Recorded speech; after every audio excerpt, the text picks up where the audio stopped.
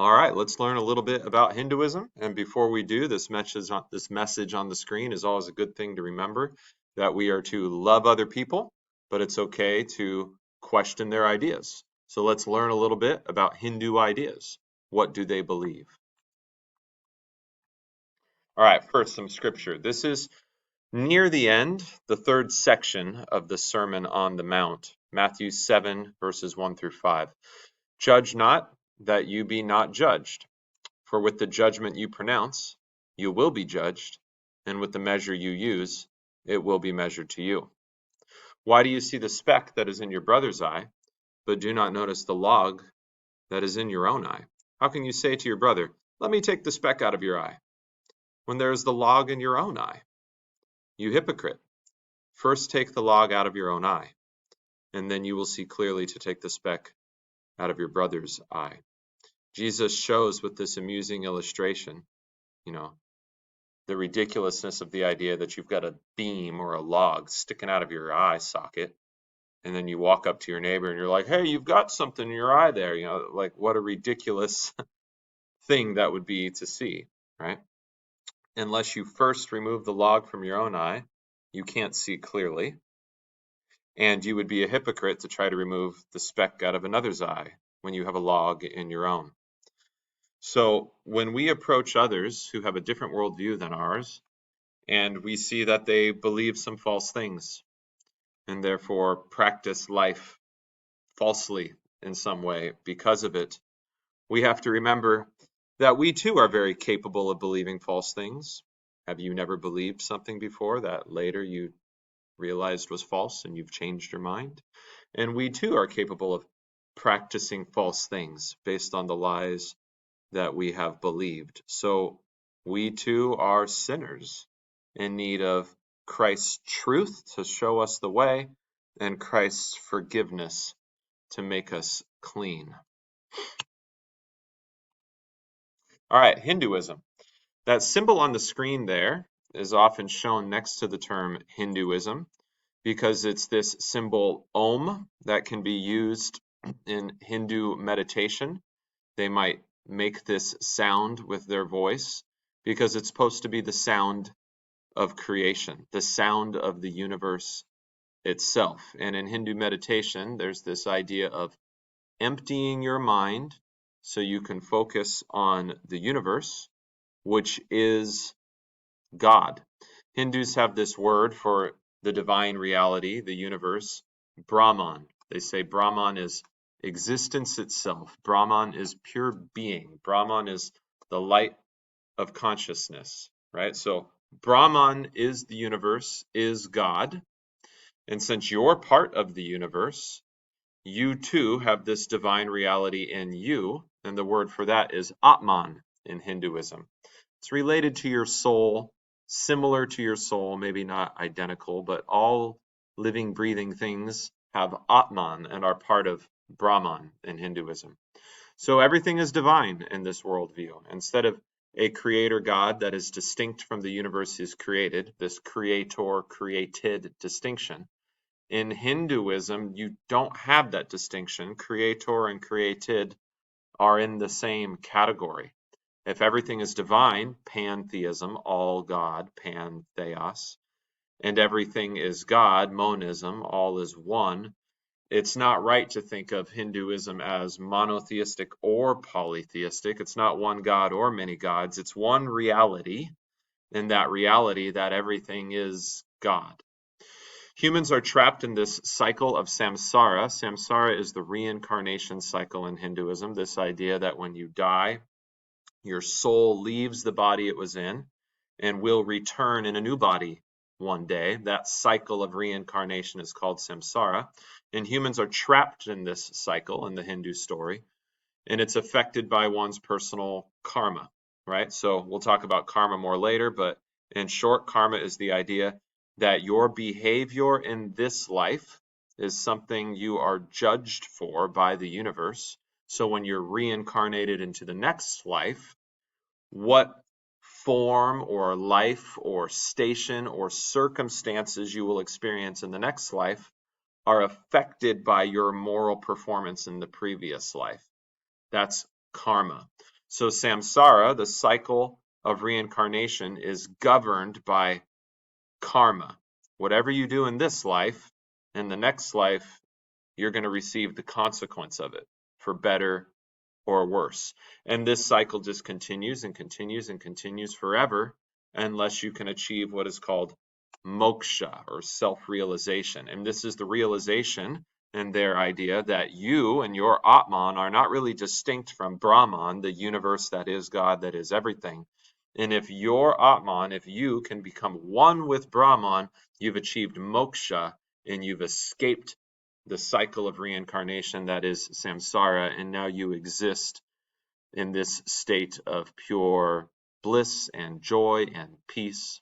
Once you reach moksha, you are not reborn into the world. You become united with the Supreme Being and enter into an eternal state of divine bliss. So Brahman is the divine reality that is everything, that is the universe. This is described in the Vedic chants. The Vedas are these sacred scriptures for Hindus. They're the oldest and they're considered to be divinely revealed. The Upanishads are like authoritative commentaries on the Vedas. And the Upanishads say that divine reality is in the heart of all things. So God is inseparable from the universe, just like in salt water, the salt is inseparable from the water.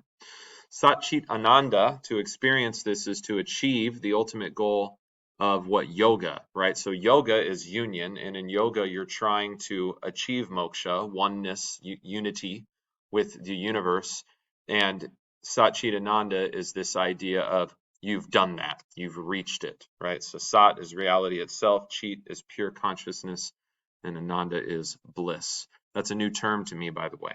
You can lose the fear of death and escape everyday suffering. Both Hinduism and Buddhism have this commonality that suffering is the ultimate problem that we need to be rescued or delivered from.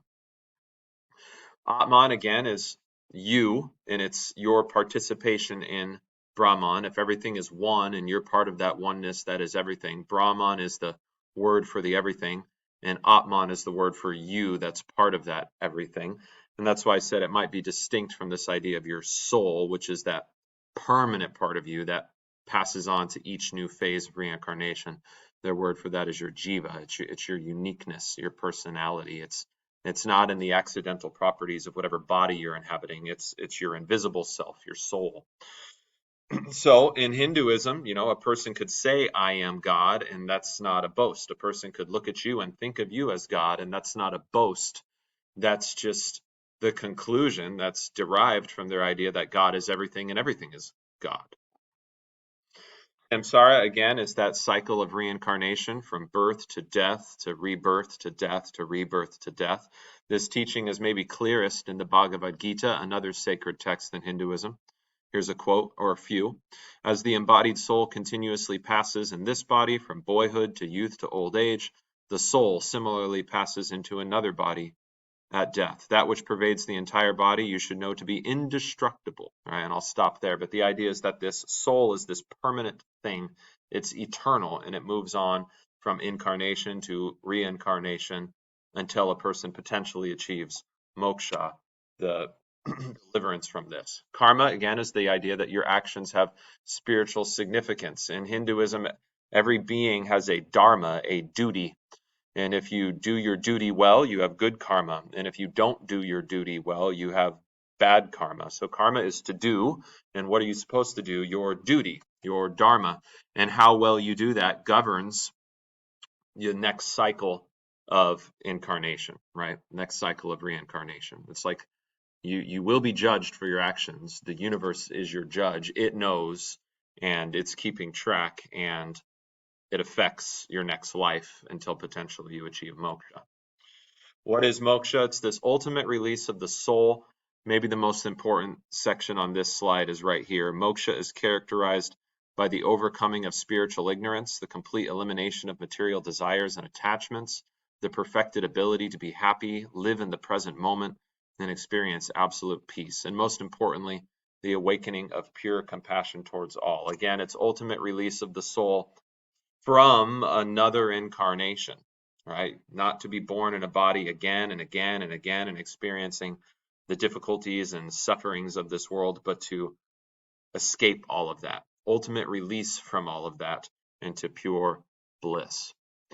So Hinduism is pluralistic. They don't see any one religion as having a monopoly on the way to God, the way to um, eternal bliss, the way to salvation. They see many different paths. And Hinduism really is just kind of a convenient term. Hinduism isn't like a singular religion. You can almost think of it as a family of religions with some of these ideas that I'm talking about, right? That there's one divine reality that manifests itself in different forms. That one divine reality can be understood and worshiped through various means. There's not one way to it, there's a variety of ways to it. So different teachers or different religious leaders could speak about the Hindu religion in rather different ways, but it's not contradictory in their view, it's just different. So the Rig Veda, again, some of the oldest sacred text for Hinduism, says truth is one. Sages call it by various names. In relating to other religions, Hindus assert that the idea that there is only one path, one way to salvation, one belief in a particular God, that's actually harmful. They think that like if you say there's only one way to heaven or to God, you're harming people because there's many ways. And this is sort of a universalistic idea, the idea that every human will eventually receive salvation in a religious or spiritual sense, a concept called universal reconciliation. So if God's at the top of the mountain and you think there's many paths to get up to the top of the mountain, that universalistic idea, universalism, fits rather well with Hinduism. What about the Hindu community? Well, it originates primarily in India a long time ago, actually, about 1.2 billion adherents to various Hindu religions throughout the world. It doesn't have a single founder. There's a lot of teachers of these ideas in ancient India, and these ideas are still around in modern India. No formal organizational or political structure like you might find in some other religions that have like hierarchical leadership. There's nothing quite like that in Hinduism. Their leaders might be called gurus. Guru is this idea of like an enlightened one. They're the dispeller of darkness, right? They're like the light of the world in a sense in Hinduism, and they can help you see through the darkness, this false idea that things are disconnected, and realize the light, the true idea that everything's one, everything's connected, you're a part of that oneness, and you're a part of that divine reality. Gurus are guides. Some of their sacred texts, these are texts that apparently share historical stories, myths, legends, doctrinal teachings, and the oldest ones are the Vedas. The Vedas are said to be divinely revealed, like the God or the gods or Brahman or whoever, Brahman's manifestation, revealed this to people, and people have recorded this for the rest of us. So they have their own sacred texts and scriptures.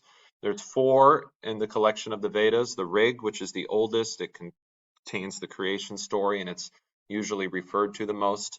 But there's 3 others as well, so that's why they don't just call it the Rig Veda. It's called the Vedas, and it's dated to maybe 1500 BC. Again, these are quite old. That's just a little after Abraham, right? The creator god in the Vedas is Purusha. In other places, he's called Brahma, but their creation story has him being divided up, and the pieces of his body become the different castes or social categories in society. So from his mouth come the priests who speak his truth. From his arms come the warriors. From his thighs come the merchants, think businessmen. And from his feet come the peasants, think the everyday laborers in society. So whatever caste you're in, that's where you belong, and it shapes your duty, and how well you do that duty, that dharma within your caste, will affect your next reincarnation. Maybe it'll be into the same caste, could be lower, could be higher. The Vedas also teach this idea of Maya, right? Maya is that really everything is one and really everything is divine, but people don't know that. People don't see that. They don't realize that truth, and they need to be enlightened to that truth. We'll pause here, and in the next video, we'll get into some more of these ideas.